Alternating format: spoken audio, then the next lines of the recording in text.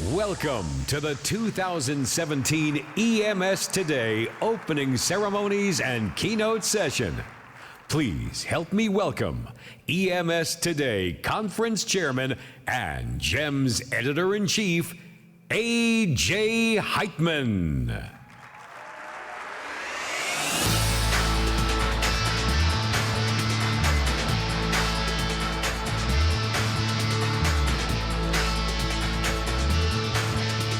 Hi, gang. Welcome to Salt Lake City. I will be your incident commander for the day. There are people standing in the back. We will have people move in, make the seats available, and sit everybody down, or I'll kick your butts. On behalf of the entire staff of EMS Today, GEMS, and Penwell, I really want to welcome you to the 36th Annual EMS Today Conference and Expo. We're really happy to be back here in Salt Lake City, where we really started the ever-popular GEMS Games. It was right after the Olympics. It was the last year that Jim Page was with us, so it has special meaning for me. Great support from Salt Lake City Fire, the Salt Lake region, and Gold Cross, so we really appreciate that. At this time, I'd like to welcome to the stage Carl Lieb, who is Chief of the Salt Lake City Fire Department, who's going to lead us in the presentation of the colors and the Pledge of Allegiance. Chief Lieb.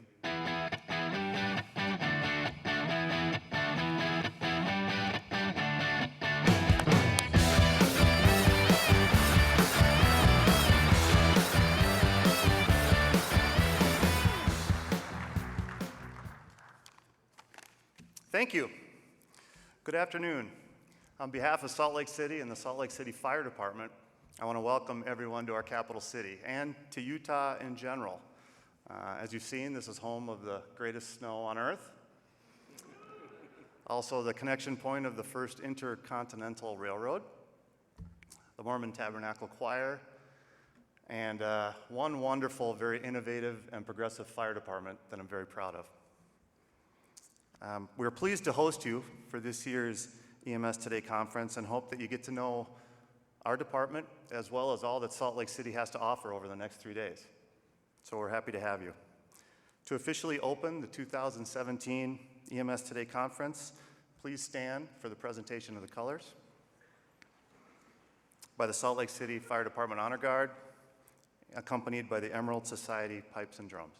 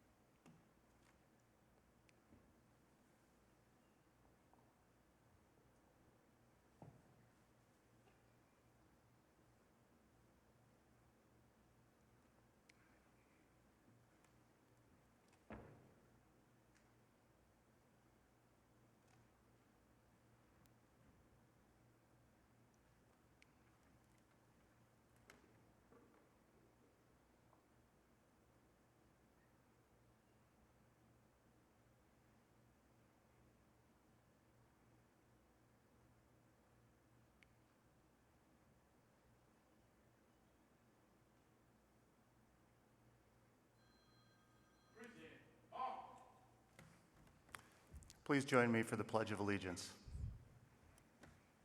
I pledge allegiance to the flag of the United States of America and to the republic for which it stands, one nation, under God, indivisible, with liberty and justice for all.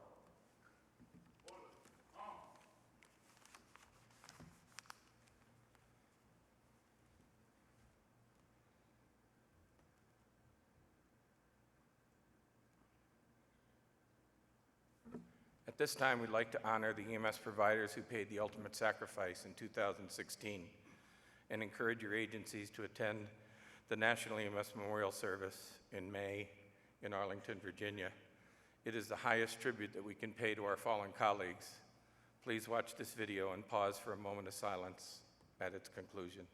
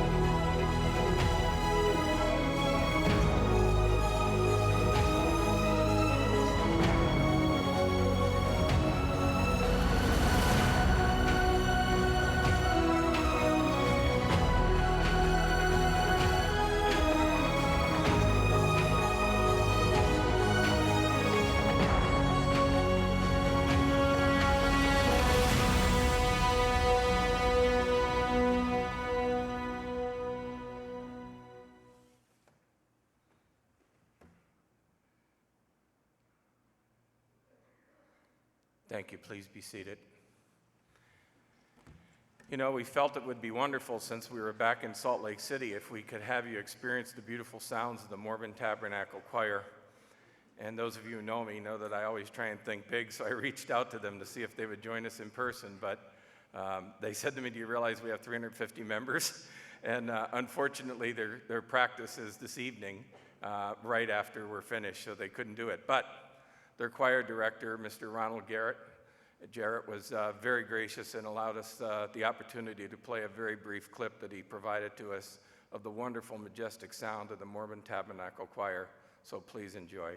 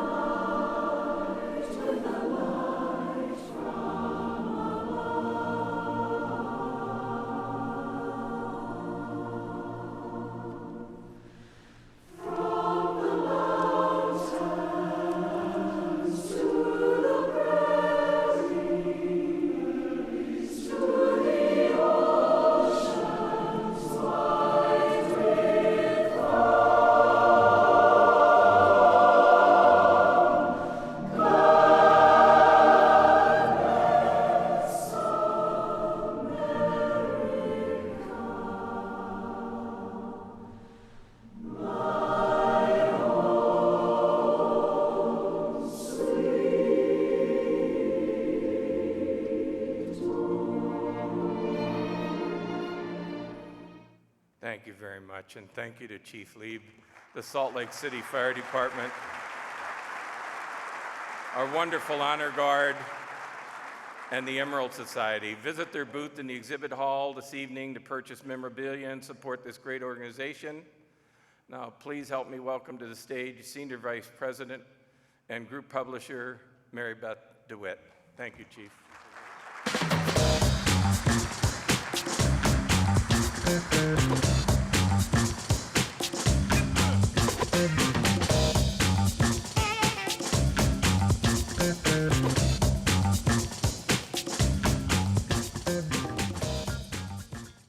Hello. It's wonderful to see everyone here in Salt Lake City. I hope you brought your snow boots. Our GEMS and EMS Today teams have had a very busy year, and I'd like to take a few minutes to share with you what we've been working on. As many of you may have noticed, on this year's EMS Today marketing materials, EMS Today 2016 was honored as one of the Trade Show News Network's fastest 50 growing events. This award is due to all of you, and we wanted to take a moment to share this with you, our loyal attendees and exhibitors. We've also been working very closely with key industry associations to better support their efforts in the entire EMS industry. Last year, we announced our strategic partnership with the American Ambulance Association.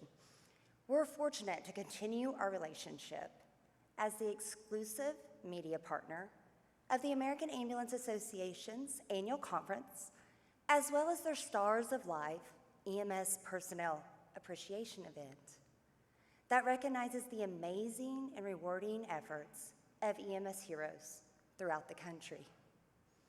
We've also expanded our leadership offerings in GEMS in partnership with the AAA and the National EMS Management Association, and we now have added an EMS Insider leadership section in each issue of GEMS, covering key EMS topics for top-level decision makers and those seeking important career growth, management, and mentoring information and guidance.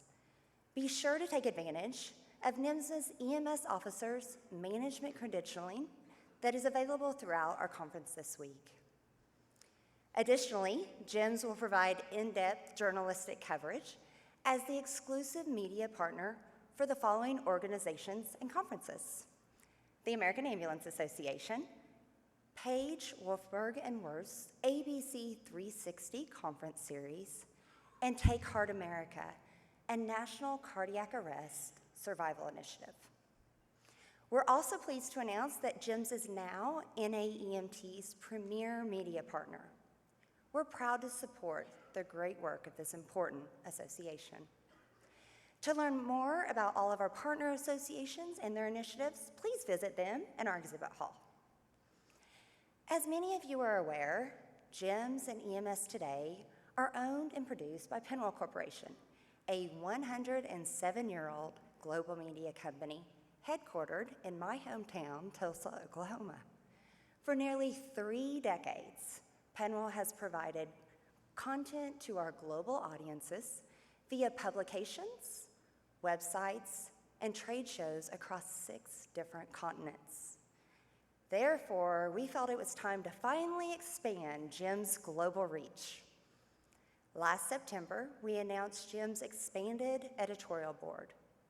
This group of 55 industry advisors representing 32 different countries are committed to bringing you thought-provoking articles to let you learn about the innovations taking place in their respective countries.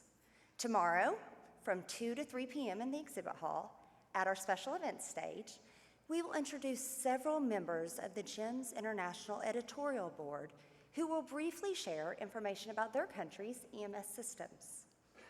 In addition to our expanded editorial coverage, today, for the very first time, I'm very pleased to announce that GEMS has been named the exclusive North American media partner for 3 of the world's most progressive EMS conferences. First, the European EMS Conference, which will next be held this coming May in Copenhagen, Denmark. The Paramedics Australasia International Conference, which will be held in Melbourne, Australia in November, and the EMS Asia Conference, which will be offered by the Asian Association of Emergency Medical Services in the Philippines in the summer of 2018. GEMS will now be delivered to the attendees of each of these conferences, and all 3 of these international conferences will offer significant discounts to you, our EMS Today attendees. So stay tuned for more details and get your passports ready. Whew, no wonder I am so tired. I would like to take this opportunity to thank our exhibitors, sponsors, faculty, volunteers, committee members for their support and input for this year's event. Their efforts and those of our entire GEMS and EMS Today teams make this conference such a unique learning and networking experience. And to kick off our very busy week, yesterday was a very full day with 18 pre-conference courses, including some new off-site hands-on training, ride-alongs, the EMS 10 Innovators of the Year Awards dinner, and much more. Here's a quick recap.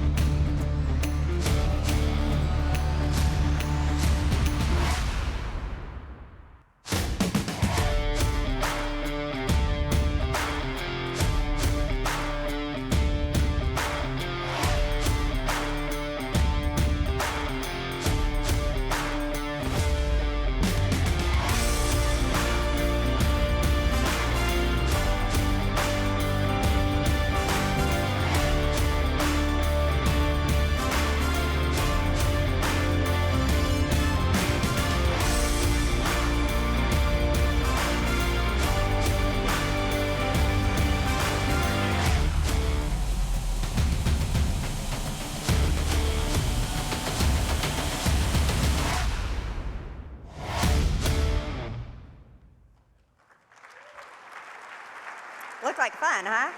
I hope some of you saw yourselves in that video. Finally, everyone on our EMS Today event team wants to ensure you have the very best conference. If there is anything that we can do for you this week, please let any member of my team know, or me personally, and we'll be glad to help you. We are so glad you're here with us. Now, it is my great honor and privilege to invite our own Master of Ceremonies back to the stage, the one and only A.J. Heitman.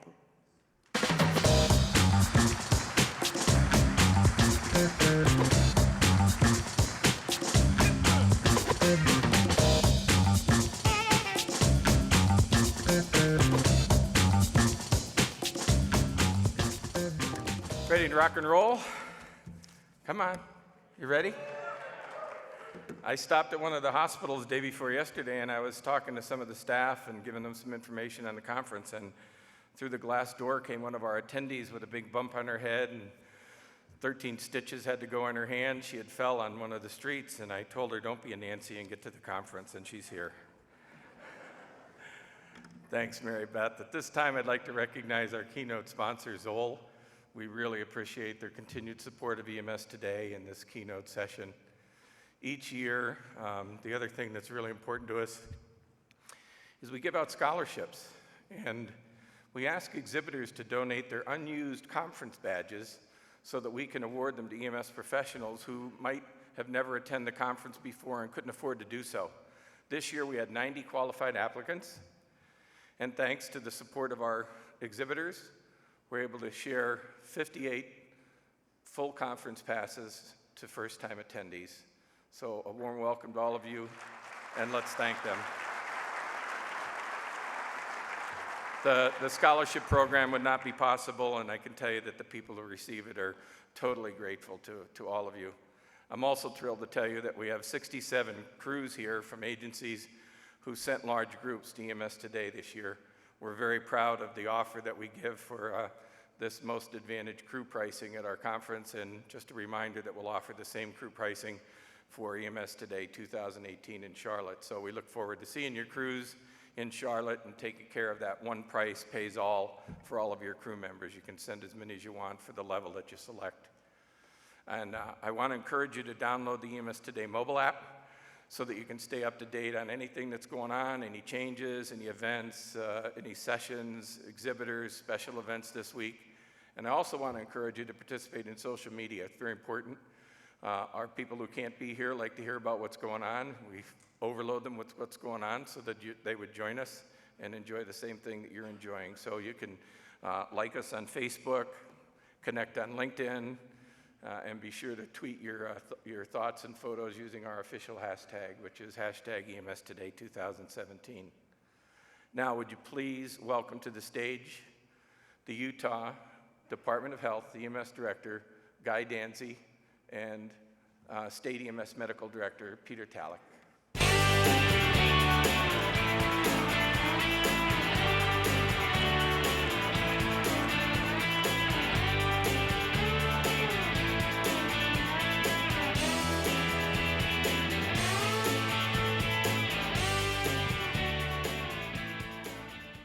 Wow, an amazing crowd. I was thinking on the way over here, I was probably going to be a little bit nervous, and I started telling myself, you know, Guy, you've been in Utah for 4 generations. My family goes back 4 generations in Utah, and I've lived here all my life. And I started thinking with my big family and everything, I thought, hell, this group's probably a little smaller than my family is. So I appreciate the chance to be here and to welcome all of you to, as a family member into our EMS family, and we're grateful to have you here in Utah. If hopefully you get a chance to get out and see some of our wonderful state, see some of the great things that we're so proud of here. We're very proud of our EMS culture that we have here and the great things that we've done.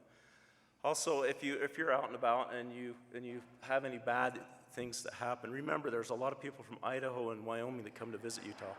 So anyway, I'll turn the time over to Peter. Thanks.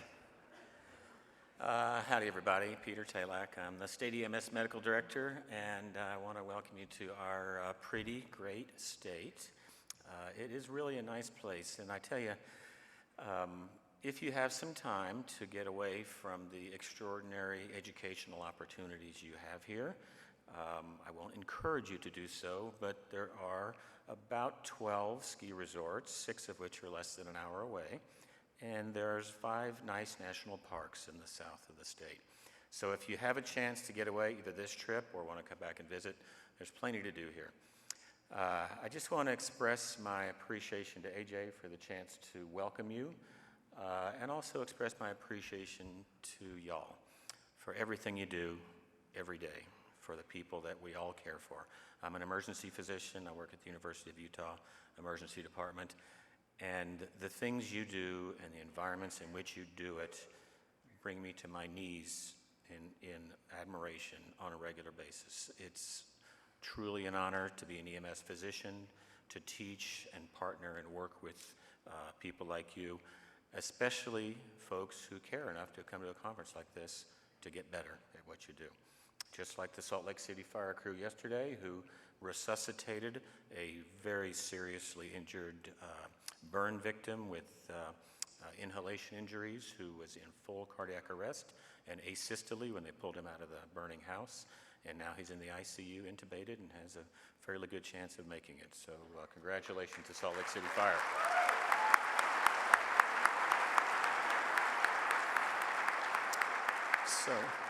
So welcome, enjoy the education. There's a lot of it to be had, and have some fun. And by the way, AJ, I'm pretty sure the Mormon Tabernacle Choir practice is open to the public. So if anyone wants to walk over there, whatever time that is, you have to Google it or something, you can walk in and listen to them practice. It's actually very cool to do. Thank you very much. Oh, today's National Guard Day for me, by the way. That's why I'm dressed.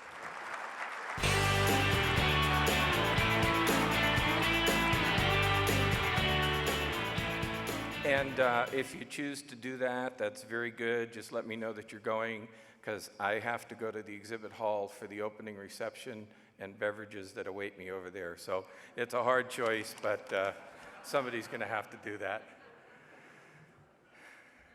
And by the way, Peter's going to be lecturing here on something near and dear to my heart. The Hartford Consensus recommends that everyone, BLS and ALS, begin wound packing.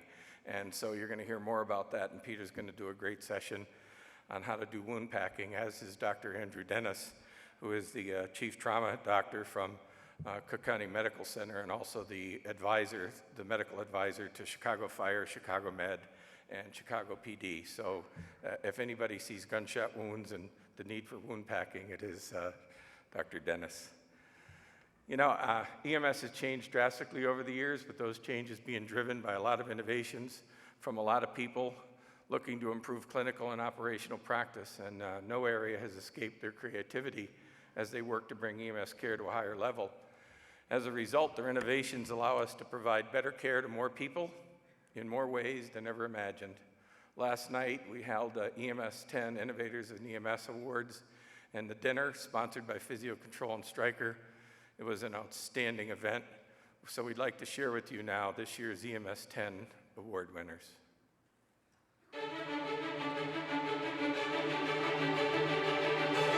EMS has changed drastically over the years, with those changes being driven by innovations from individuals looking to improve clinical or operational practice.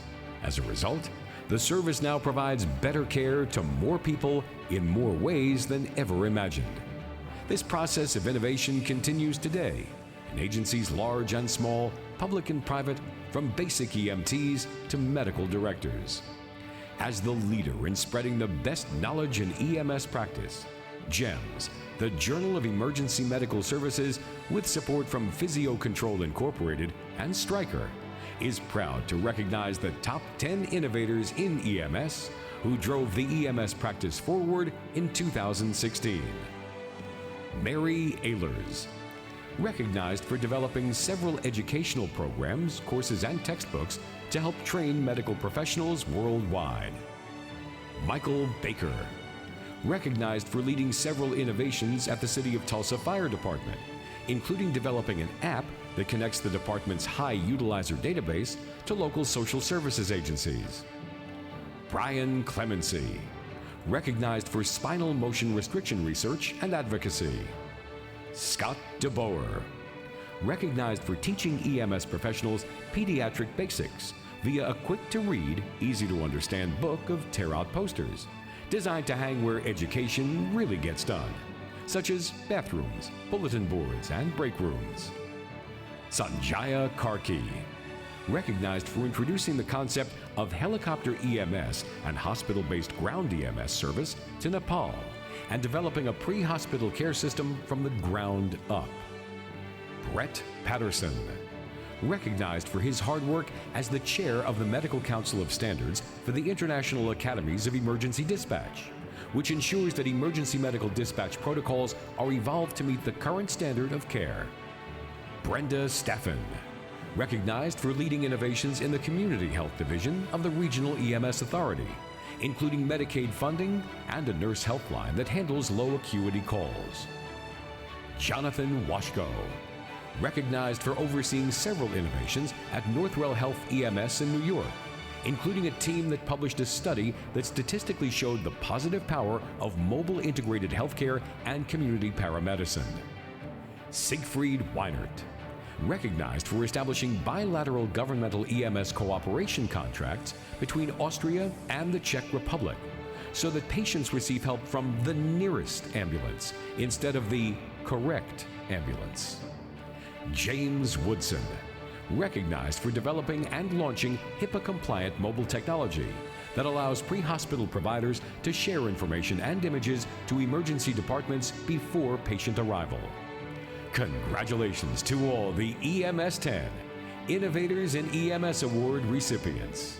We hope their work inspires you and your colleagues to think outside the box, to take some calculated risks, and innovate in an area of EMS that could make a difference for patients, EMS systems, and your pre-hospital colleagues.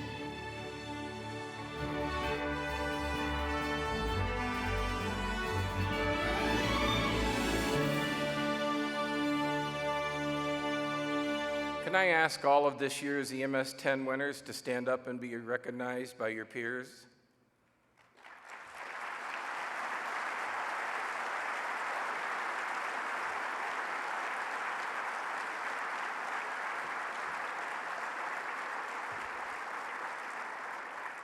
Thank you. Now, everybody sits down except Siegfried. Where are you, Siegfried? Stand up. Is your lovely wife with you? His wife is an emergency physician, and so that you know something near and dear to my heart, he and his wife are the Guinness Book of World Records for ambulance toys in the entire world. They have 15,000 ambulances in their home.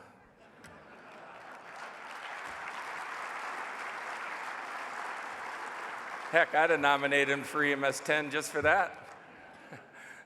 But my wife wants me to stay away from you.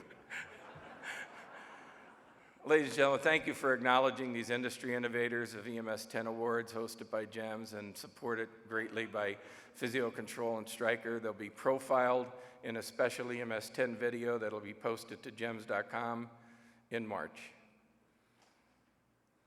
We strive each year to bring new and innovative ideas to EMS, and so I'm proud to announce that new this year is our hands-on learning experience and learning center. You'll find it in the exhibit hall floor Friday and Saturday in the 400 aisle. Another great way to learn, use equipment, understand what it's all about. discover these new products and put them to the test. With over 240 sessions to choose from this week, we really want your feedback, so we've also instituted a new, faster, simpler way to evaluate and tabulate the sessions you attend. So throughout the week, you'll see a 5-digit session number next to all of your session descriptions, titles in your book on the app, as well as signage outside the rooms that you'll text to 80464. If you want to write that on the person next to you's forehead, it's 80464. You'll immediately get a text back and then just have to fill out a few quick things to let us know how it's going. You fill it out for every session you attend, please, and be registered to win a Fitbit Charge 2, Amazon gift cards, and an Apple Watch. And if you don't do it, I'll take them all home with me. It's a great way to let us know what you think, and certainly let our faculty know how they're doing. And now it's my distinct honor to present the James O. Page Leadership Award. To do that, please welcome to the stage Mr. Gary Williams, President of Hartwell Medical, sponsor of this award, and paramedic Carolyn Gates from San Diego Fire Rescue.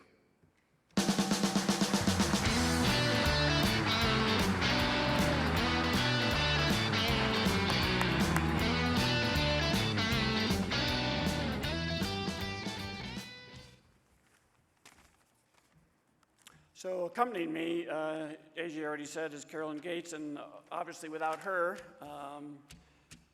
Dr. Dunford wouldn't be here, so I would just like to say thank you for that nomination. And on behalf of all the dedicated employees at Hartwell Medical, it is our pleasure to sponsor the 2017 James O. Page GEMS Leadership Award. I was fortunate to have the opportunity to work side by side with Jim's at GEMS in its early days, and I am confident Jim would be extremely pleased with this year's recipient, Dr. James Dunford, as this year's recipient of this prestigious award. Jim is a true crusader for improving emergency medical services, and he is very much has genuine interest in every caregiver at every level, each and every day. And so congratulations, Dr. Dunford.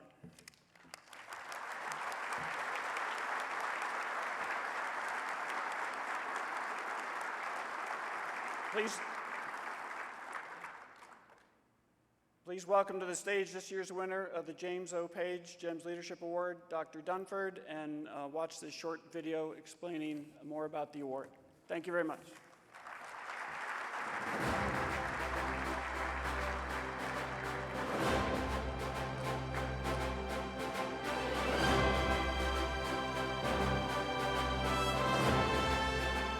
The James O. Page GEMS Leadership Award, named for GEMS founder James O. Page, was created in 2003 to encourage EMS professionals to work toward improvements in pre-hospital care. The 2017 recipient of the James O. Page GEMS Leadership Award is Dr. James Dunford. Dr. Dunford has been the medical director for the city of San Diego for over 30 years. In that time, he spearheaded the development of San Diego Project Heartbeat, a program that emphasizes early intervention for cardiac arrest patients and assists businesses in procuring publicly available AEDs. The program has saved 145 lives, including 3 children.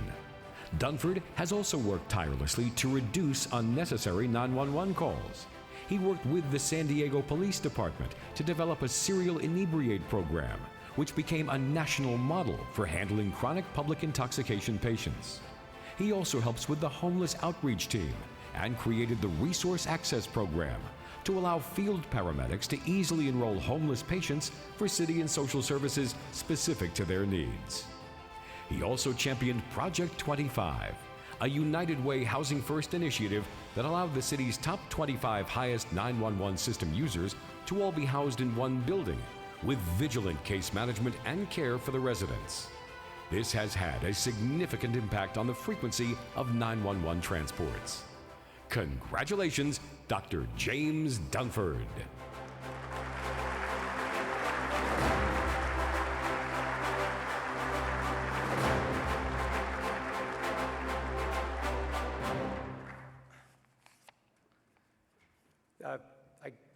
Obviously, I'm kind of astounded that I'm receiving this award, and I want to thank everybody, naturally all the people that I work with, San Diego Fire, AOMR Rural Metro, and the University of California, San Diego, that have actually been able to stimulate my own curiosity in an area of medicine that I just think is fascinating and just beginning to take off. When you think about what we're doing here, it kind of reminded me of that we have to take ourselves right now at this particular junction and think about it almost like a business. We have inherent strengths because we are there in the moment of the most personal crises of people's lives, and that's a natural ally. We are a natural ally for patients in healthcare reform. We have weaknesses, though, because we're kind of new to the game of healthcare, and we're a new partner. We don't have a lot of data necessarily, so my caution is that we don't oversell ourselves, because medicine takes a lifetime to learn. On the other hand, our opportunities are enormous. There's so many missing connections in healthcare today, and EMS is the natural glue that can pull together the community, the healthcare system, and the physicians to really knit together an integrated approach to care. And our threat is that if we sit idly, we're going to get run over. This is a lead follower, get out of the way time in America. We don't want to be steel workers. We don't want to look to the past. We can only look to the forward. So luckily, I knew James O. Page. I knew Jim. He was from San Diego area at the end of his life.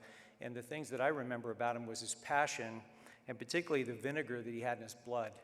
And if there's any part of me that that I could emulate Jim, I'd like to have the last part, the vinegar part. Basically, not taking no for an answer. And I want to thank everybody who gave me the chance whenever there were barriers to be able to break through them. And so thank you so much for this award. I'll really cherish it. Thank you.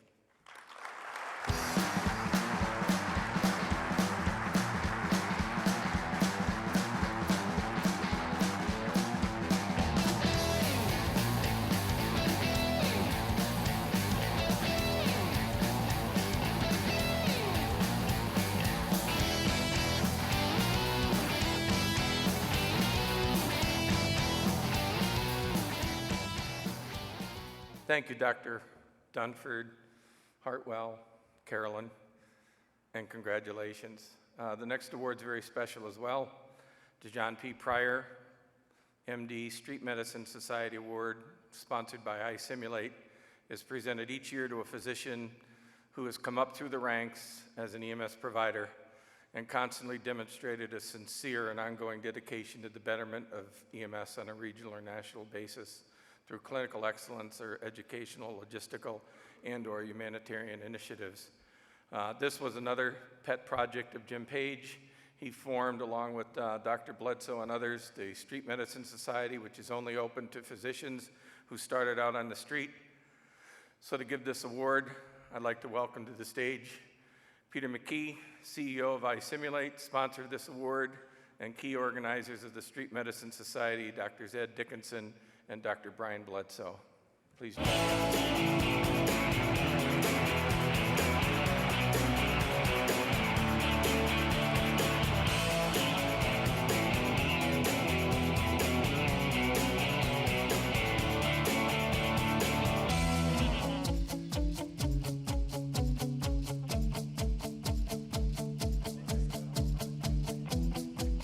Hey, this isn't Peter, but he'll tell you what.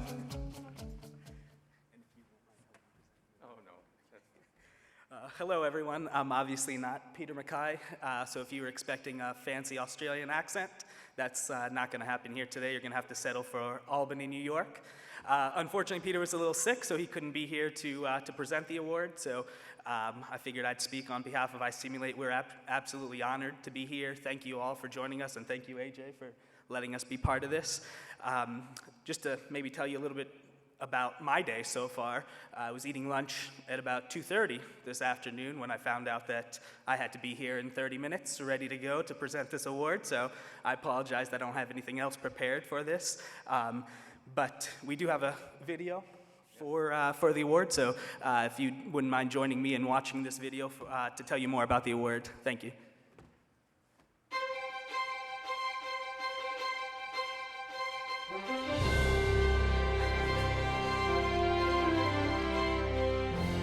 Each year, the Street Medicine Society awards a physician who has come up through the ranks as an EMS provider and constantly demonstrates a sincere and ongoing dedication to the betterment of EMS through clinical excellence or educational, logistical, and/or humanitarian initiatives. The 2017 recipient of the John P. Pryor Street Medicine Society Award is Dr. Jeremy T. Cushman. Dr. Cushman became the medical director for the Gates Fire District in New York in 2006. Today, he represents almost 30 fire agencies and 10 ambulance agencies in a county with a population of 750,000 people. Dr. Cushman has been instrumental in developing, coordinating, and implementing many programs and policies for his agencies over the last 10 years, including First Responder Naloxone Procedure and Delivery, the Check and Inject New York project, which has saved millions of dollars across the state by having EMS use syringes to deliver epinephrine, a county-wide firefighter rehabilitation and safety program, and a program for influenza and Ebola preparedness that allows for an appropriate response without exposing responders to unnecessary risk. Dr. Cushman also revised the Quality Assurance and Quality Inspection Program for patient care reports, providing a real-time process that provides valuable education to our EMTs, and assisted the 911 Center with the Emergency Medical Dispatching Coding Program to ensure responses optimize patient outcome. Congratulations, Dr. Cushman.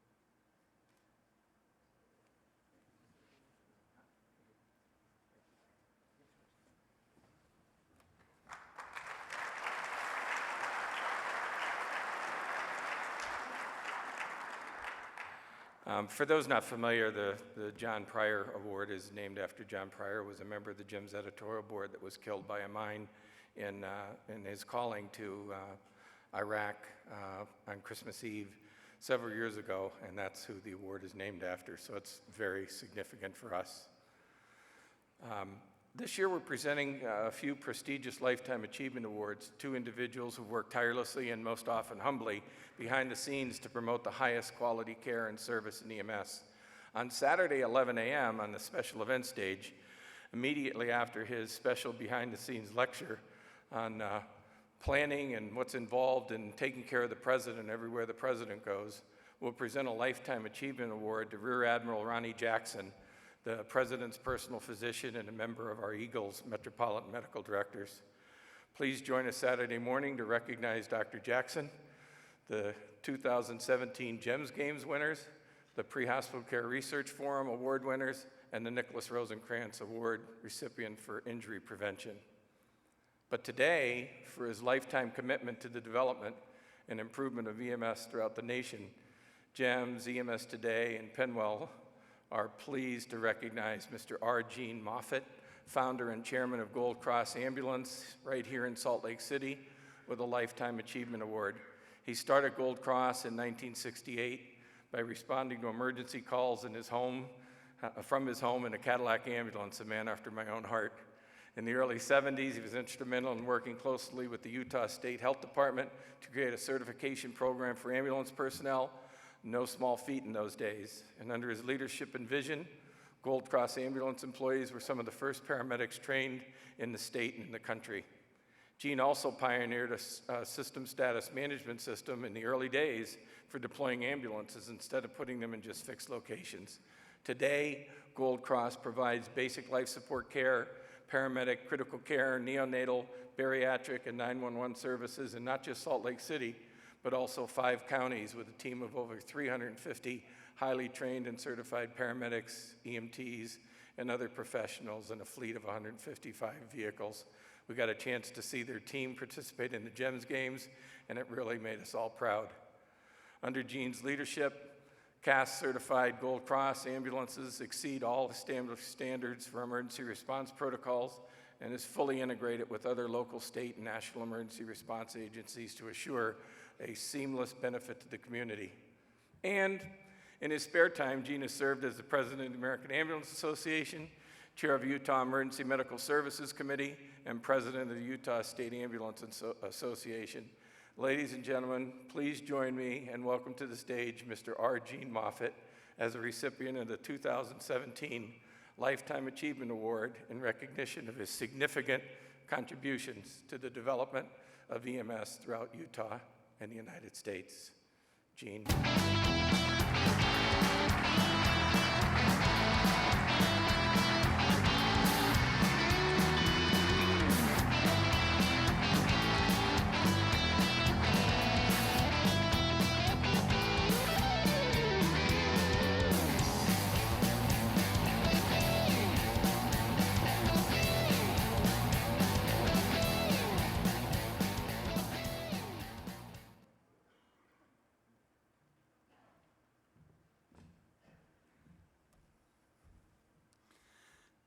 I should learn not to let AJ come to any of these things.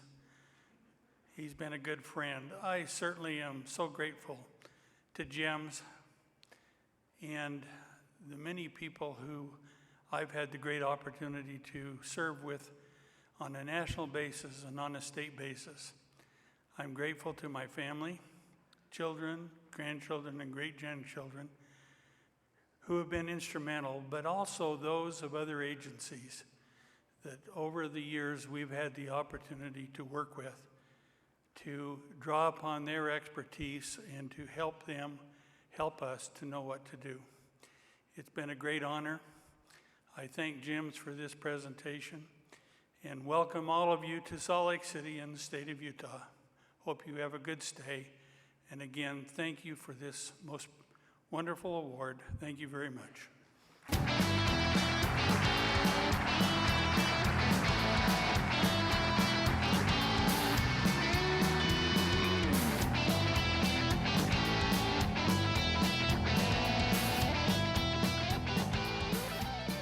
And his family and staff did not tell him until today that he had to be here.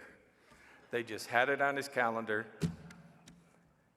and sprung it on him. I love it. The GEMS editorial team and the National International Editorial Board works hard to present you with the most up-to-date, innovative, visionary editorial articles and columns in the EMS industry. This year has been no different. Please enjoy a quick look at what little work we've been doing this past year.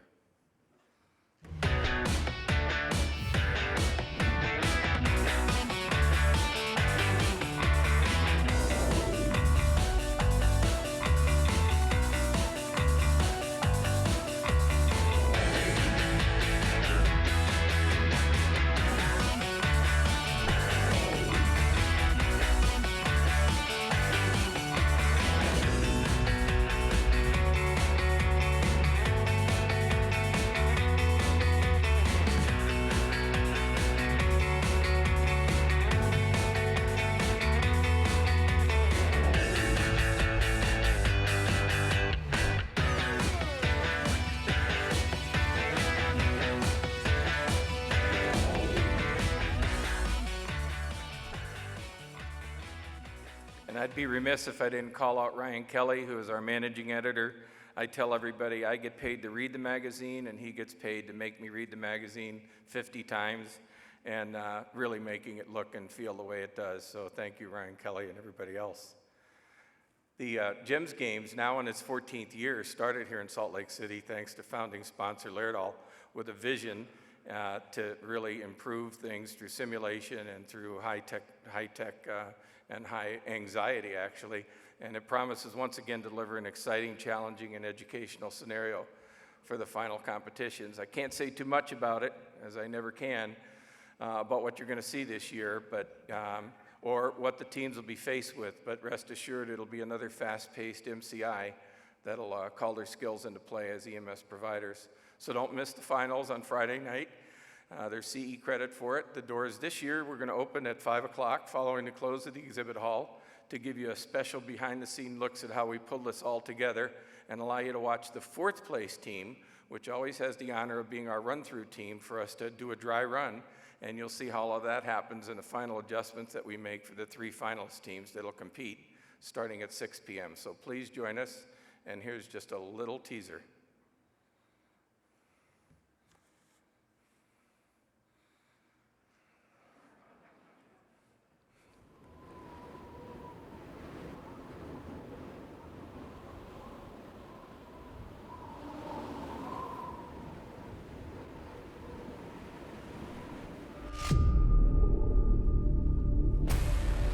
At a conference where education and EMS collide, 24 teams of EMS providers will put their skills to the ultimate test.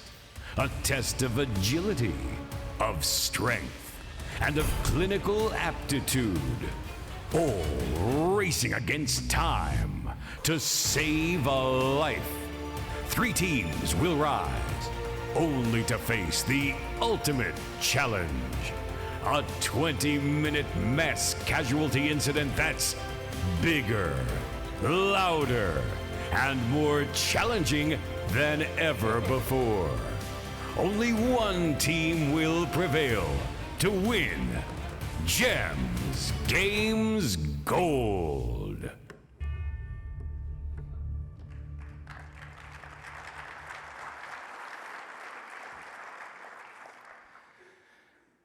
And yes, Fran Hildwine will be among the students, as he's an Academy Award winner. On a serious note, there's been a lot of work going on behind the scenes. It's a personal passion of mine. I've been working with some people that are really involved in this, and I just want to tell you that what you're about to hear came about between GEMS, Reviving Responders, and NEMSMA. And the reason that I really look to NEMSMA for their leadership is because the issue I'm talking about really starts from the top down. We have some cultural problems. We have some cultural things that we have to address. And so what I'm pleased to announce today is a major initiative that we've organized on a national and international basis among major emergency medical service responder agencies and organizations. It'll be called the National Alliance on EMS Resiliency. And it's in its infancy stages. We'll convene a special group meeting to discuss currently available programs, how we can make them available to our responders, who will be free to use their primary agency's program, and any other available resources. I think that, the bottom line is that suicide among emergency responders is not acceptable any longer, and we feel that stress training, prevention measures are long overdue. We will involve all other EMS media outlets and all other organizations that want to join us, because this is a worldwide problem. And we spent an hour today in our editorial meeting talking about it with our international friends as well, and it's a worldwide problem. So at this time, I'd like to welcome to the stage the following individuals representing the key organizations that have so far pledged their support. And I will read them off, and representatives will come up. Representing GEMS will be Chief Wayne Zigowitz. Come on up as I call your names. National EMS Management Association, Vince Robbins, Pat Songer. Reviving Responders, Amy Young, Monique Rose. Representing the United States Military, Colonel Chet Karad. Program Director, Department of Defense, EMS Disaster Medicine Fellowship. Come straight across, folks. Represented also will be Dr. Jeffrey Mitchell, the International Critical Stress Foundation. 100% behind this, the International Association of Firefighters, represented by Thomas Breyer, the IAFF Director of Fire and EMS Operations. The American Ambulance Association, represented by Mike Hall. Safe Call Now, represented by Sean Riley. Code Green, represented by Fiona Campbell. Reviving Responders by Amy Young. Centura Health by Mike Grill with specialization in this area. The Paramedic Foundation, Gary Wingrove, Nick Nadell. Code Green, Fiona Campbell, the National Registry, Severo Rodriguez, the National Volunteer Fire Council, Juan Bonilla, Paramedics Australasia, represented by Neil Noble, the International Association of EMS Chiefs, represented by Robert Brennan and James Robinson. And the IAF EMS section will also have a representative involved. Any other organizations, we did not want to leave anybody out, but in the time period that we had for EMS Today, these groups are pledging 1,000% support to an effort, and when we call the national meeting, you can all be invited to participate if you have a special interest in this area. It is time for us to take action. So please give a nice round of applause for all these organizations. Thank you, folks.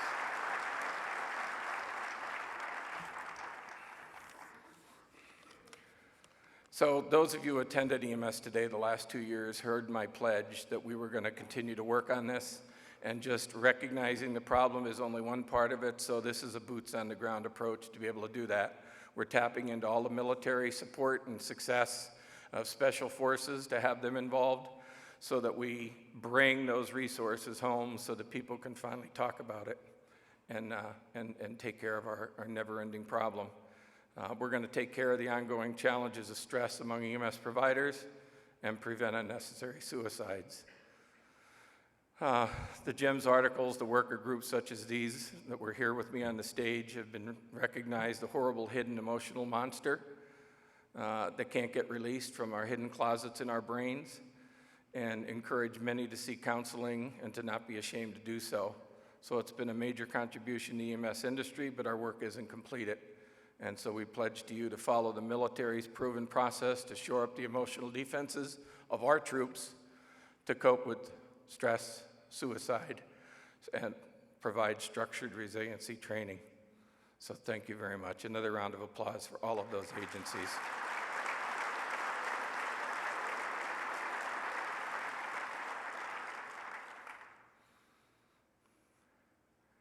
So I told you that our goal is to hold a national meeting, and you'll hear a lot more about that from us and all the other EMS media outlets.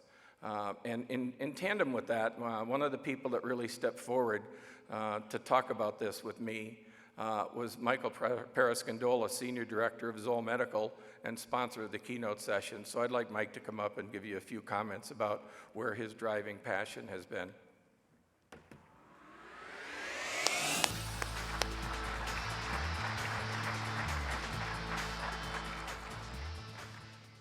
It was only a year ago that I really became aware of this issue. During the opening ceremonies last year, AJ had spent some time on it. And in the past 12 months, this has become a personal issue for me. I have a son-in-law and a daughter who are both medics, and tragically this year, they both lost colleagues to suicide. And it was through my daughter, something she said to me, that told me that we needed to be involved and there was a need for action. And quite frankly, when I spoke with my team, every year we try to do something philanthropic, this was something that, I sort of cut the discussion off on and said, I have the issue for this year. So about 2 months ago, when I started investigating what I could do or what Zoll could do on behalf of the community, I called AJ, and AJ helped me understand that this really was in its infancy and that there was a need for a national moment. What really got me going was after my daughter had called me distraught over the death of her mentor. This was somebody she's a 23-year-old girl. This is someone whose house she had been to for dinner on multiple occasions, knew his wife, got to play with his kids type situation. She was distraught. And after a lengthy conversation, I got her to at least reluctantly go to the funeral that ensued. The following day, when I talked to her, I talked to a totally different person. She had never experienced the healing, the uplifting nature of this community. She came to me and basically said, Dad, I get it. This is a special community to be part of. But then she asked me the one question I couldn't answer for her. She said, but where were all these people when they really needed the help? You know, and so that's what this is about. This is about getting people to the, getting to people before we reach a tragedy. Now, to that end, I'm proud to announce that at this meeting, Zoll is going to be conducting a fundraiser for the alliance that AJ just announced. Throughout the meeting, we will be selling at our booth T-shirts for the alliance. There'll be a cost of $20, and I will tell you, 100% of that $20 will go towards the alliance to seed their startup activities, and we look forward to working in the past. I believe we're going to have some T-shirts at the back of the room as we leave, so you can pick them up there. Certainly, they'll be available at our booth and also at Shockfest tonight. So please, this is ground floor foundational work. The Alliance can use your support. We'll continue to support you all. And I look forward, and I want to congratulate AJ and your participants on a phenomenal effort. Thank you.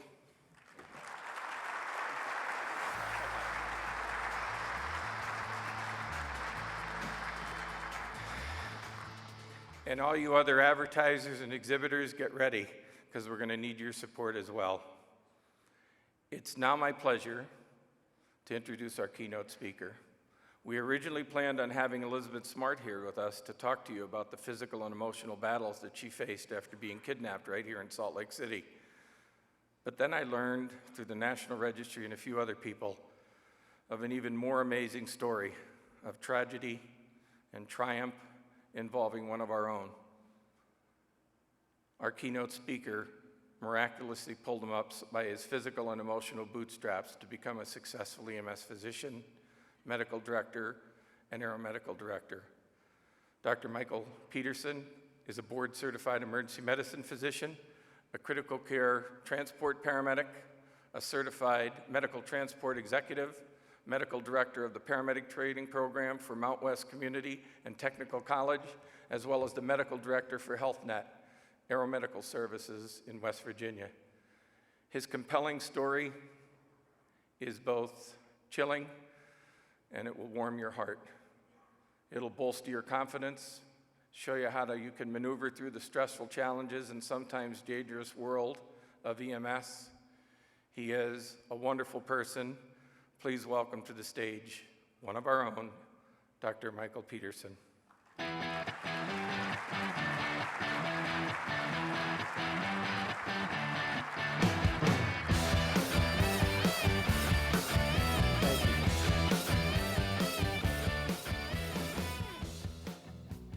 Thank you so much. What an honor. I have to tell you, for me, it's more of a gift. I never thought my career would drive me to this. And when I say gift, it's an opportunity, because what you're going to witness, if you pay attention closely, is the damage and an ongoing and continuing healing process. There's a quote by Vince Lombardi, and he says, "The man on top of the mountain didn't fall there. I didn't get to where I'm at because I did it on my own. I didn't do it on my own." You are all the true type A personalities. That's why you attend these conferences. You're like me. You believe you want the best. And the reason being is because the majority of you in this room have been in that situation where you wanted to do more, or you wanted to give back. And that's what my story is. It's just a story. It's my story. Everybody in this room has a story. But I felt compelled to share mine with you because selfishly, I wanted to help myself heal. And even more selfishly, I wanted to say thanks.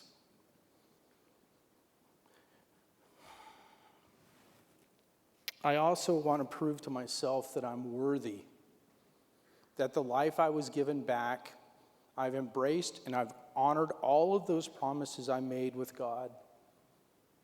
and I don't care what religion or what faith you are, we all deal with God, or whoever or whatever we believe in. God, if you just don't let me be paralyzed, I promise X, Y, and Z. So don't think that your impact on your patients that you see and treat is not going to result in their impact or potential impact on others. Don't ever minimize what you do. It's important to note that the rates of suicide, depression, and anxiety in EMS, police, and fire are well in excess of what the national averages are. One study I read said it was as much as 10 times the national average.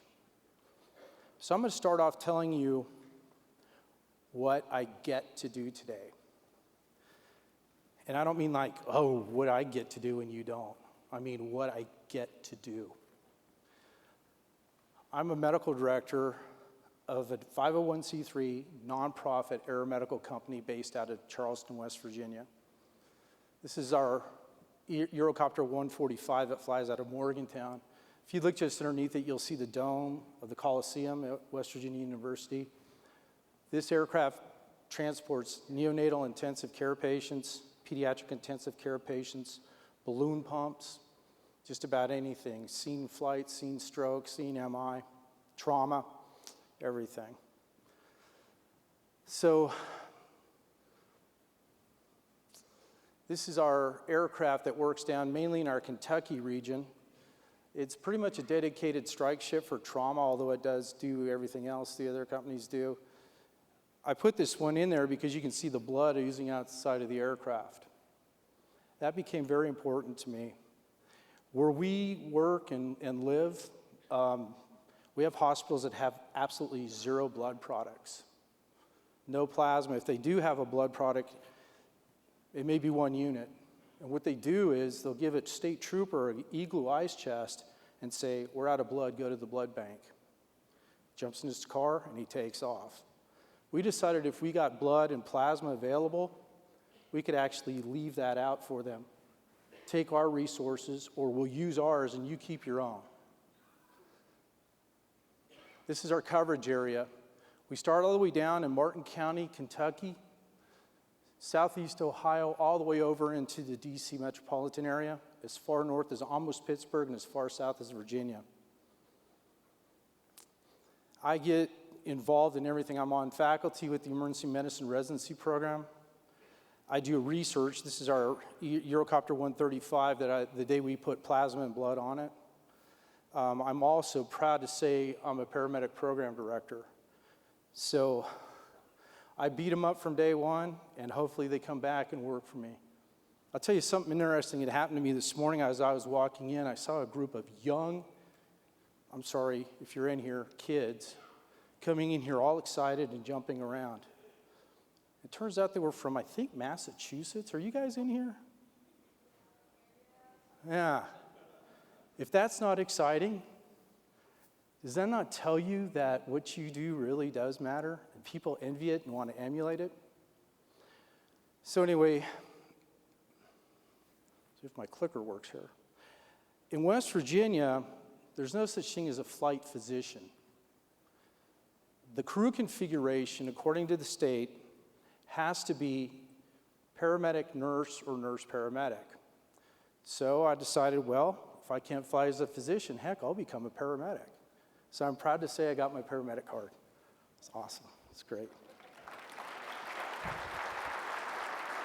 You know, just to detract a little bit, I remember the San Francisco earthquake where the Oakland Athletics were playing the San Francisco Giants.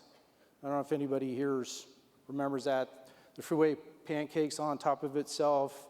There's all these dead bodies and all this other kind of stuff. And the next day, the $1 Million athletes are out there with the camera crew watching them shovel stuff.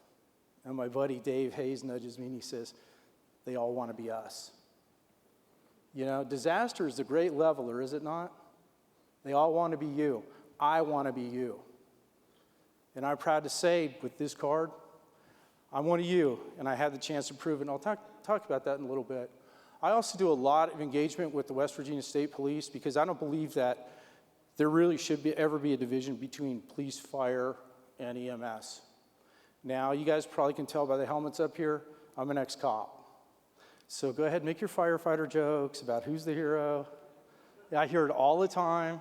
You know, why did God invent firefighters so cops could have heroes too? I think that's it. My reply is, what's the difference between a firefighter and a motorcycle cop? Both want to be motorcycle cops. God, hey, you can't throw anything, okay?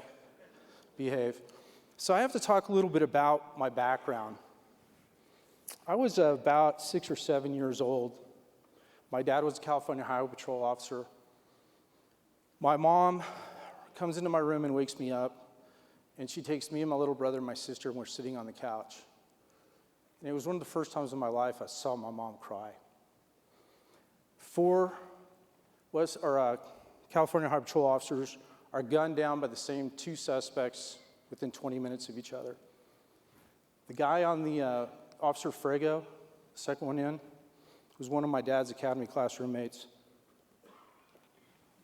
It's the first funeral I ever went to. It's the first time I ever saw pipers. It's the first time I can recall my dad telling me what the significance is of pipers. Pipers at funerals, pipers at weddings, pipers at graduation, pipers at events like this. It's about tradition. Sometimes I think we forget who we are and where we came from. So, growing up in that culture, admiring my dad, who was my hero, wanting to be like him, wanting to be around a bunch of people that would take bullets for each other. And when somebody did die, they always took care of their families. Going to their barbecues, it was my turn. You can see I'm the third guy up on the, I guess it'd be your right, with my little spud hairdo. Young, crazy, I was on my way. It's all I ever wanted to do. I was on my way.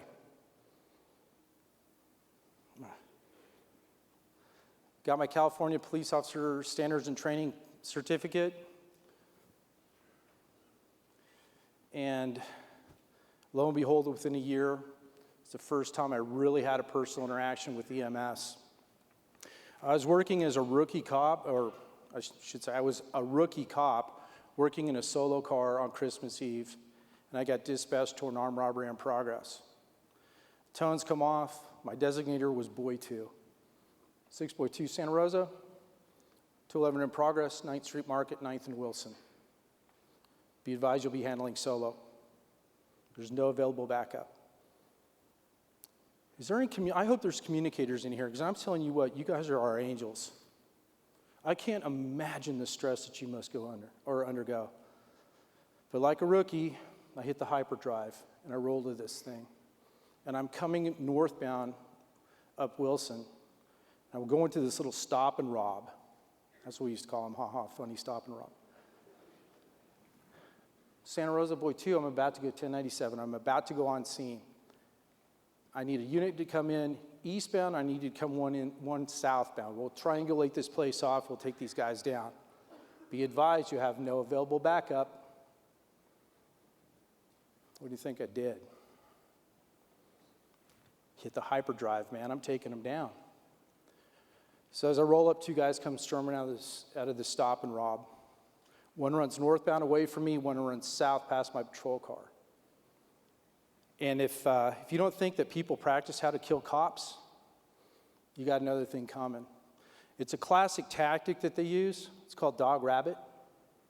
So what the plan is that one guy is going to run as fast as he can, knowing that you're going to follow him with about 30 pounds of gear on and some body armor. They're going to get you tired out. The other guy's going to jog behind you.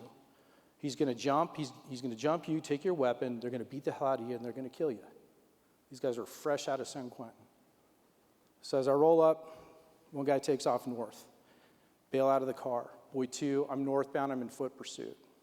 That's it. No more radio traffic. It's done. So I take off northbound. I'm chasing this guy named Cameron Whitlock. He goes over a fence through an alleyway.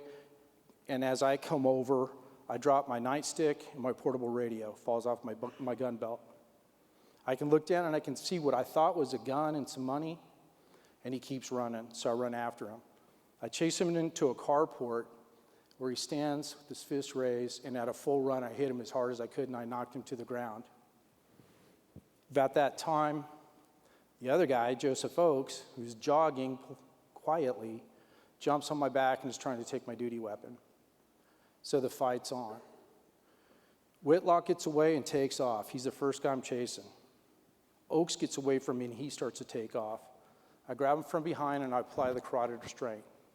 Choke, choke, choke, choke, choke, 5 to 15 seconds, he drops and he's out. Well, LAPD back in those days was using the chokehold and they decided to ban it. Okay, they weren't using it properly.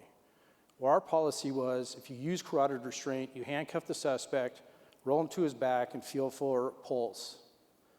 If you don't feel a pulse, you start CPR. That's what I did. So I got Oakes down on the ground, and Whitlock's gone, and I'm kneeling down like this. I'm feeling for a carotid pulse, and I get smacked in the right side of my head. I mean hard. And then I get smacked again, and then I've lost the vision out of my right eye. And just instinctively, I come back for my weapon, and I raise it. Standing over me is a guy not holding a knife and thrusting it this way. He's holding it, and he's doing this, which means he knows what he's doing. And I'm going to stop right there because I don't want to run down a rabbit hole. But I want you to think, were we raised to kill people? None of us, well, our parents didn't want us to kill people. But I had to make that decision. And I can remember going through my mind, oh my God, he's got a family too. Can you believe that? I lost the vision out of my right eye because I had 2 stab wounds in the side of my head and my scalp was bleeding into my face. I just couldn't see. I survived and I went on. California Harbor Patrol Academy. Toughest thing I've ever done in my life. I got my motorcycle slot. It's on my way. Styling and profiling, right? Catch me, girls, here I am. Somebody said, you know, Peterson, there's only 2 words to describe you on a motorcycle. Yum, yum. And believe me, I was all of it. Toughest thing I've ever done in my life, though, Motor Academy. So, that's me. Back in the day, Daner custom riding boots. AJ, it's funny, after I got to meet AJ, I found out his son's a CHP motor officer out of San Diego. You know, and I think AJ and his son would both tell you that it's tough. Those guys are the best in the world. Again, it's the toughest thing I ever did. Life's going well. And I put this in here, please, I don't want anybody to think I'm a vain person. Please, I didn't put it in there for that. But I want you to think about this, and I want you to look very closely at this right shoulder and arm. Just focus on the right shoulder and arm and that chest. Okay? It'll be significant here in a second. I was 5'9", 245 pounds. I played semi-pro football. Yeah, I was in good shape. So I go to work one day. I'm chasing a violator. There's an 80,000-pound hot asphalt dumper sitting in a 2-way turn lane. And as I'm chasing after this, what I think is a stolen motorcycle, this guy is in a 2-way suicide lane with 3 lanes of open traffic, and he decides to make a right turn.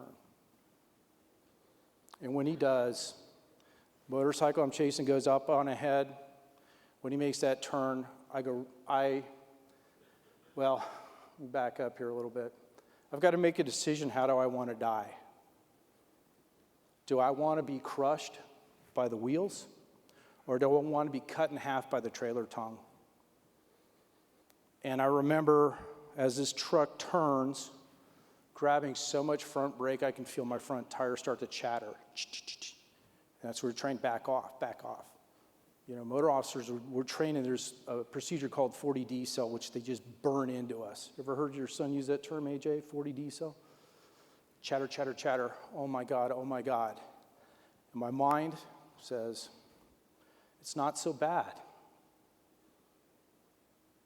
Dying's not so bad. Now I know why.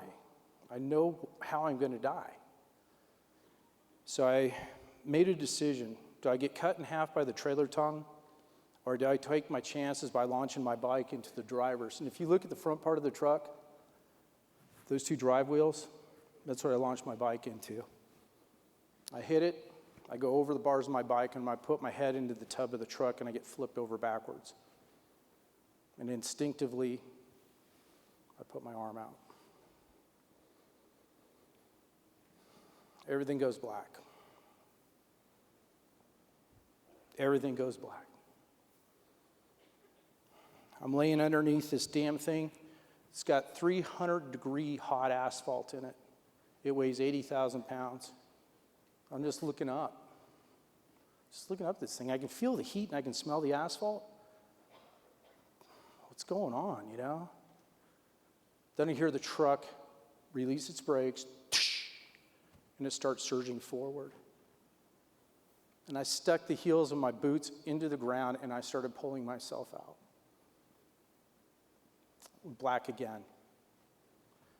So I look down, and I'm very disoriented, and my head, my brain is telling me, my right arm is gripping my weapon. I can feel it. It's gripping my weapon, but it hurt. So I thought maybe I just broke my arm, and I started looking down and around. I didn't see my arm anywhere. And instinctively, I pulled my body armor back. And when I did, the brachial artery had ruptured, and it was pumping blood into my face. I reached down on my hip. Remember I told you that my radio had come out of my gun belt a couple years before? I had a real salty cop tell me, quit wearing the styling and profiling metallic keepers and use one of the old radio holders. The old leather ones where you got to snap it in. And I listened to him, and I did. And I reached down, and there's my portable radio. Mary 4, I'm down, I need fire and ambulance. And I set the radio down because I didn't know where the hell I was. So I'm able to roll my head over, and my right arm is rolled into a ball next to my head, and I can see all the bones inside my hand. And I thought, oh my God. No. All these puffs of steam are coming out of my chest, and it hurt. But I knew I was going to bleed to death, so I reached my left glove into my chest, and I started to squeeze. And that, I don't know, I can't remember if that made it hurt worse or not, but I knew that it hurt bad, and I just decided to hell with it. I'll hold my breath, I'll valsalve it down as best I can, and I'll let myself die. And then these guys show up. That's me. The guy with his back to us is a guy named Bobby DeLambert. Talked to him for the first time about 2 weeks ago. And he said, I remember it well. I said, Bobby, did I say anything? He said, no. He said, you were awake. You didn't say anything, Mike. I told you what was happening, and I told you what we were going to do. He and the rest of his crew went to the hospital every day to check on me, and more importantly, they checked on my family. You talk about heroes. I was to the hospital in 4 minutes.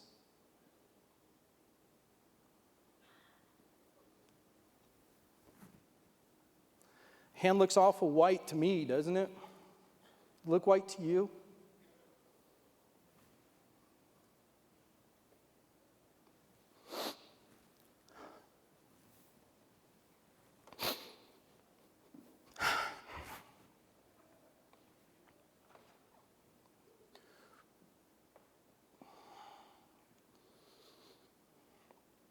Talk about God being in your life. That morning, they were just going to complete the amputation to take that big hunk of meat off. I always wondered what they would have done with it. Would they just burn it? Would they bury it? I don't know. The interesting thing is I realized I was wide awake. And if you look on the right side of my motor helmet where the truck ran over the top of me, it shoved my neck to the left side and broke my neck. I am backboarded. That's good. So anyway, that morning, there happened to be a new plastic surgeon by the name of David Marcus who had just started working. And he walked into the ER. He was just going into the ER to go into the hospital because it was the best place to park. And he looks over and he says, you know what? Don't complete that amputation. I might be able to save that. Sorry.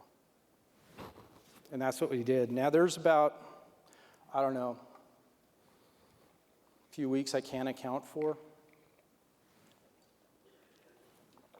But I do remember waking up in a very dark place, like darkly lit. And that was my dad. My dad was stroking the left side of my head. And I remember mouthing to him, I'm sorry. I'm so sorry. I embarrassed you. I embarrassed the California Highway Patrol. I let my friends down. God, forgive me. I'm so sorry.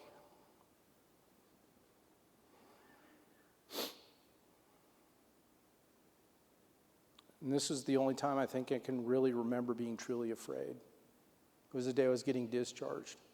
I was in and out of the hospital. They let me go home a couple of times on weekends.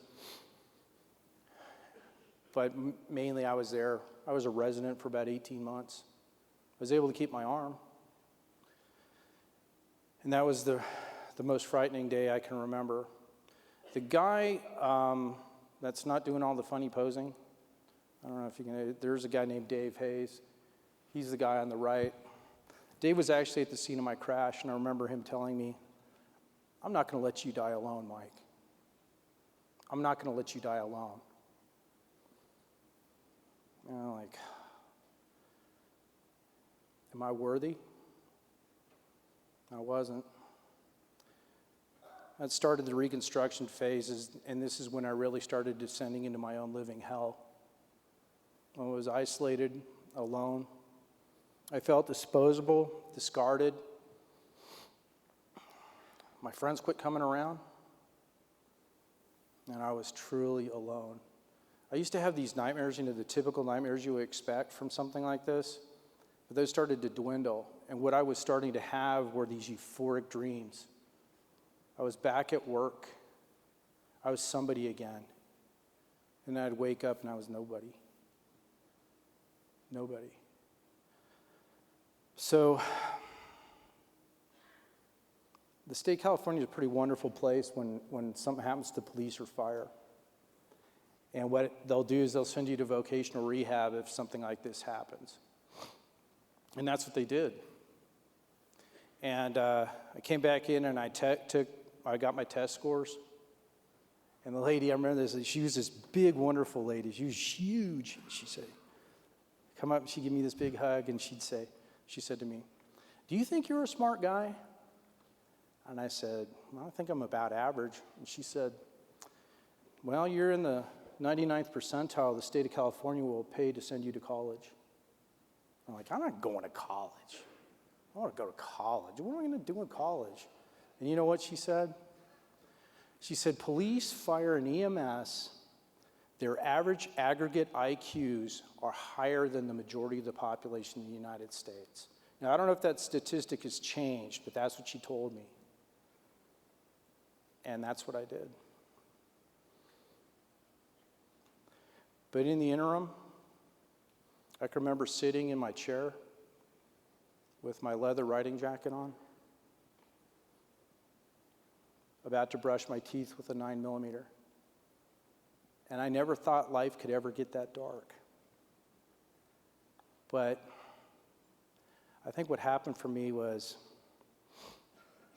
I had to start running,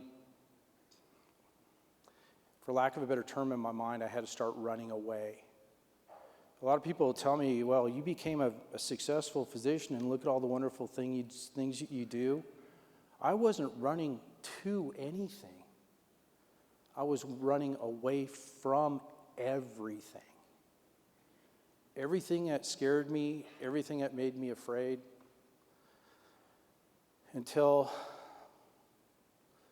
I just decided to go to school. And I decided if I put half the time into going to medical school that I did into lifting weights and riding motorcycles, maybe I had a chance. Maybe I could be somebody again. But the interesting thing, as you saw the picture of my dad, the only thing in my mind that would allow me to be his son, somebody he's proud of, was to do something every bit as equal to being a policeman or a paramedic or a firefighter.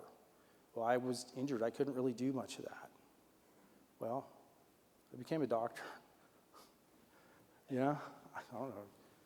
Thought I was going to be a police psychologist, but that's me in medical school. I just want you to know this stuff is real. It affects all of us. Sometimes people ask me what PTSD is like, because I wasn't diagnosed till about 5 years ago. They go, oh, you're just depressed. Get over it. I know how you feel. Everything happens for a reason. Well, I call BS. They talk about statistics. Well, what if it's you? It doesn't matter what the statistics are. If it's you, it's 100%. Right? But we're all supermen. We take care of problems. Right? We're the cures. We're the guys that pretty much know it all because we're smart. We know medicine. And I know working in EMS, you guys know psych very well. Right? Well, we got to get that stigma away. We've got to get people to tell their stories. And this is my story. So, one of the greatest things that happened to me was I finally decided I was going to be the best ex-cop I could be. And it all came home when I started working in EMS. Even though I went to medical school and I was a doctor and wahoo and yeah, chicks dig you. I don't know, maybe they do. I was too old. But anyway, you go through all that and I never seemed to fit. I never seemed to fit. And then I started doing stuff when I was a resident in aeromedical. And I'm part of this program where occasionally I'll call back to California and I talk to a psychologist and they're checking what happened to me. Am I a drug addict or an alcoholic? Do I beat my wife? Whatever. And I'm talking to this guy and he says, so what are you doing? And I tell him, and he said, you like that? And I said, I don't know. When I go there, nobody talks to me. Yeah, I'm the new guy. And he goes, well, do you like that? And I said, something seems really cool about it. So this goes on and on and on. And then I start getting involved with the flight teams. And then I call him back, and he says, you're real happy, aren't you? He says, I can tell in your voice you are. And I said, yeah, I am. And he says, well, look, dummy, doesn't it make sense? Aeromedical flight paramedics and flight nurses, California Highway Patrol motor cops, they're kind of the same personality, aren't they? And I'm like, yeah, I'm home again. And what terrifies me is that I could lose it all. I hold on to my job so tightly that it's almost debilitating. But I do get asked, what's it like to have PTSD? And I said, well, I found out because my buddy caught me spitting in a pail one day and asked me what I was spitting. And I said, I'm not spitting. And he said, what are you spitting? And I said, I'm not spitting. And I realized it was the blood in my mouth that I had tasted that morning. I've been doing it for years. I just didn't know. My wife said, yeah, I've seen you do that quite a bit.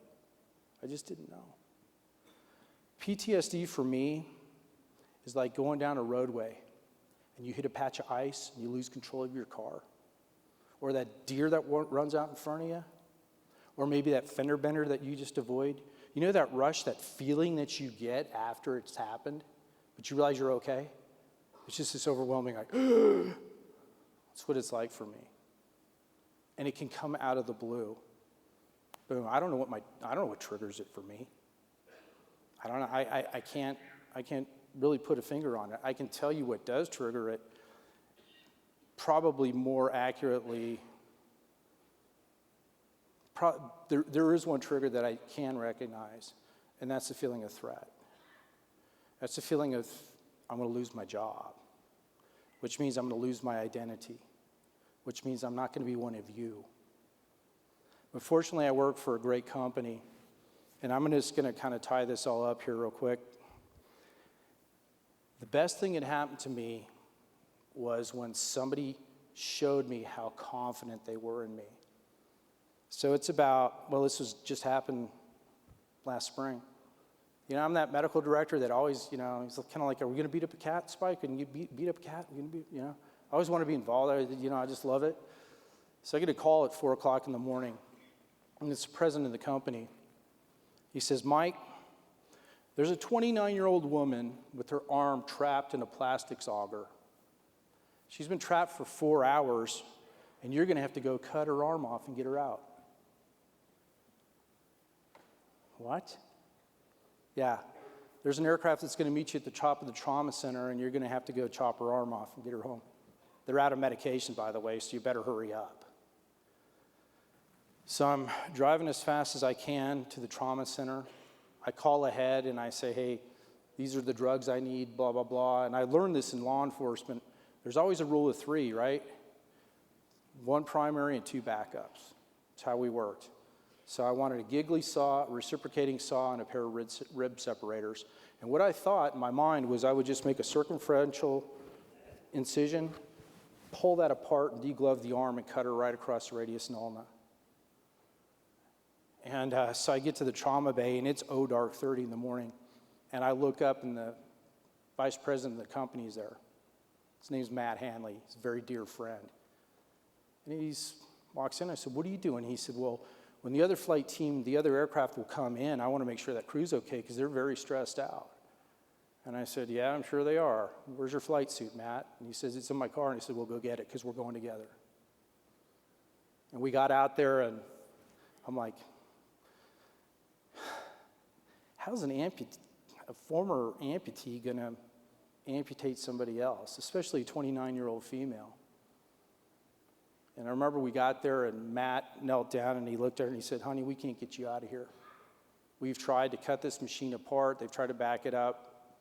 And typical working-class girl says, I don't care, just get me out. So fortunately, we just took her hand and not her whole arm, but we got her out. And that was probably the greatest moment since I got hurt. Didn't matter about medical school. I mean, I love my wife and children, but that was my defining moment. Once somebody showed that they had confidence and they believed in me, I was able to start to believe in me again. You know, I had 20 units of blood that was direct donated to me. That's why I have it on my aircraft. The plasma, our transports may be 45 minutes. If I can bring it to you and you got a chance, that's where it comes from. I want to be back on that mountain. I want to reach a hand down to you because you reached one down to me. I want to get back. I want to be part of the system. You know, I look at my helmet. I look at my new helmet. I just want to belong. If you have friends that have PTSD issues, and you probably are picking up on some things that you really don't want to address, if you're able to reach out to them and communicate with them and get them to tell their story in as much detail as they can tell it, sights, sounds, smells, air temperature, you'll be surprised what that will do for them. You don't have to offer them any assistance. Don't play curbstone psychiatrist. Let them talk. Give them a voice. Make them know that they're valid. 2 most dangerous people I've ever met in my life are Superman and the quarterback. Superman doesn't know his own fear, right? I don't want to be around Superman. If we're in a bad place, I want the guy that knows his fear And I want him to know it's okay to be scared, because he's predictable. Superman hasn't found his fear yet. That guy's dangerous. The other guy I don't like is the quarterback. I know that was a terrible call you had on that pediatric patient. I'm sorry the kid turned blue, but I wouldn't have done that. Man, you talk about cruel. It's all about compassion and caring and giving back. We're all we got. And you know what's, the older I get, the more I realize, guys like us used to be the rule. Guys and gals, I'm sorry. Guys and gals like us used to be the rule. And now we're the exception. But it goes back to what I was talking about, the World Series game. The $1 million athlete, when the big leveler disaster shows up, they all want to be you. I want to be you. It's great being a doctor. It is. But where I get my most joy is by being around you guys. Our company has ground and air. I don't care who you are. But I know, and I told these kids that are visiting from out of state, that came all the way here from where? Come on, where was it? Massachusetts? Where the hell? Same thing. Connecticut. I was telling them this morning, it just floored me that I see these young people, 3 of them in high school are already EMTs. I see these young people come all the way out here, and they're just energetic. I'd love to hire them, they're just great kids. And I told them, I said, well, let me ask you a question. We get on an airplane, and we're going to Maui, Hawaii, okay? On that airplane is a family practice doctor, an OBGYN, a cardiologist, hell, name whatever you want, or a skilled paramedic, and something goes bad on that aircraft. Who do you want? I want the medic. Yes, I want the medic. And for you, those of you that are nurses or firefighters or whatever else, I'm not trying to leave you out, but it's just an example. Because our job is actually to provide for the future. And this picture's been up there a long time. But Bobby DeLambert, the paramedic on that scene, he gave me this. You think what you do doesn't make a difference? And you think some old fat guy's not going to come back to you like I am right now saying, thank you. Thank you so much. What you do is so honorable. You have such a great impact. When disaster happens, it's you. It's kind of funny. I think about, I'm going to go put a central line in your neck, and the hand that's doing it was once about 2 feet away from me. And I think of the guys that helped me. I think of all the people that gave me that direct donor blood. I think of the guys that reached out to me like AJ has and everybody else. I think about how you guys have welcomed me here. I will tell you, when I leave here, I will be absolutely exhausted. Because what you're looking at is a lot of years of just pent-up frustration and loneliness. Am I worthy? Am I worthy of what you did for me? That's what I want to know. And I'm going to prove it every day for the rest of my life, that I will honor you. I want to be recognized as a competent physician, but I think most importantly, I want to be remembered as a decent and humble man who cared about everybody. I want to finally honor those promises I made to God. I want to thank AJ and all of you for listening to me. I want you to have a great conference. I hope that you'll recognize that this is ongoing therapy for me. And I hope I've honored you by trying to tell you I'm truly grateful. And thank you for everything.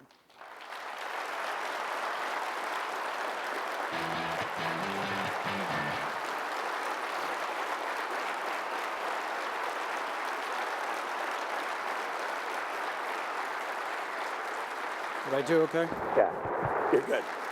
Hey.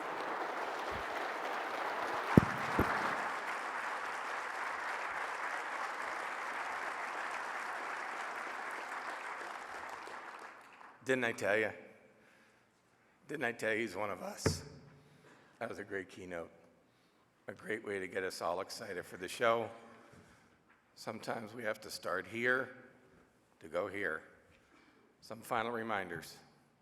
The opening reception is from 6 to 7:30 in the exhibit hall, sponsored by Braun, the National Registry, and iSimulate. Immediately afterwards is the off-site networking party, the Zoll Shockfest at the depot. It's not very far from here. It's a cab ride, not very far. Open to all attendees. It's always a good time, so you won't want to miss it. If you're going to go listen to the Mormon Tabernacle Choir, give me your drink tickets that you can get at the Zoll booth. Finally, see any member of our staff if we can assist you in making EMS Today a more enjoyable experience for you. Thank you for attending the opening ceremonies. The exhibit hall is now open.